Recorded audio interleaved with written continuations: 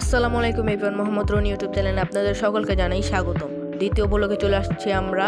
তো আজ আমরা যাচ্ছি বরিশাল থেকে ঢাকার উদ্দেশ্যে। তো চলুন ভিডিওটি শুরু করা যাক।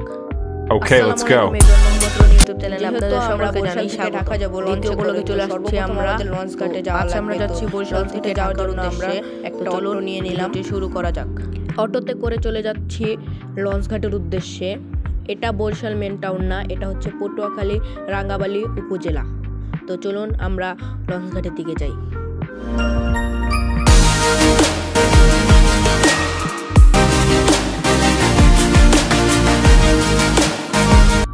এই তো আমরা চলে আসলাম লঞ্চ ঘাট। লঞ্চ ঘাটের নাম হচ্ছে কোরালিয়া লঞ্চ ঘাট। তো সবাই লঞ্চের অপেক্ষায়, সাথে আমরা লঞ্চের অপেক্ষায় আছি। এরপর আমাদের লঞ্চ আছে, তো লঞ্চে উঠি আমরা। তারপর হচ্ছে আমরা ছাদে চলে আসি। তো আমাদের লঞ্চটি আরও একটি ঘাটের সামনে আসে। এই ঘাটের নাম হচ্ছে চরকাজল লঞ্চ ঘাট। তো আমাদের লঞ্চের নাম হচ্ছে MV ইয়াত 7। তো আমাদের লঞ্চ যাচ্ছে চরকাজল লঞ্চ ঘাটের দিকে। তো চরকাজল লঞ্চ ঘাটে আমাদের লঞ্চটি বেশ ভালো সংখ্যক যাত্রী পায়, প্লাস ডাব পায় প্রচুর পরিমাণের। তো আমাদের লঞ্চটি যাত্রী উঠাতে ব্যস্ত, হুড়াহুড়ি করে যাত্রী উঠছে আমাদের লঞ্চে এবং ডাবও উঠানো হচ্ছে সাথে সাথে।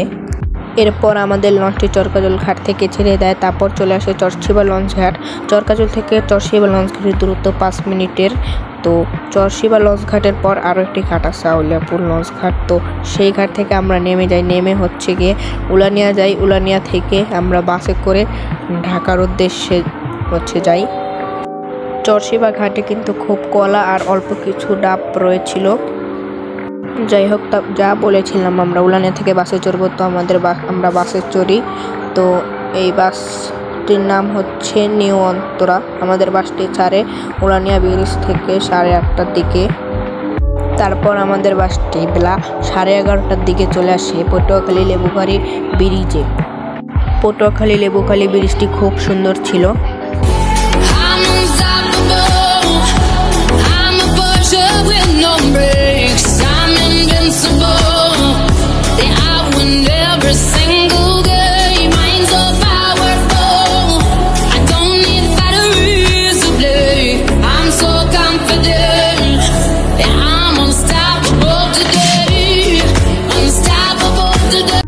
লেবুখালী ব্রিজ পার হয়ে তারপরে বরিশাল, পটুয়াখালী এগুলো পার হয়ে আমরা বেলা 2টা, রাত ভোর 2টার দিকে আমরা চলে আসি পদ্মা সেতুতে। তো পদ্মা সেতু থেকে বেশি একটা ভিডিও করা হয়নি। তো যেসব নামটি ছিল পদ্মা সেতু থেকে, তখন আমরা কিছু ভিডিও করি।